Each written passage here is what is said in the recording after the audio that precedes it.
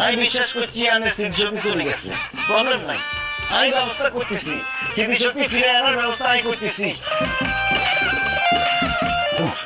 রাতে ইয়ানে কিনলে যাইছে কি করে সাদা কাগজে টিপসই নেই আর কিনলাই আমি অতি থাকি ঘটনা কি পরে বুঝুন যায়।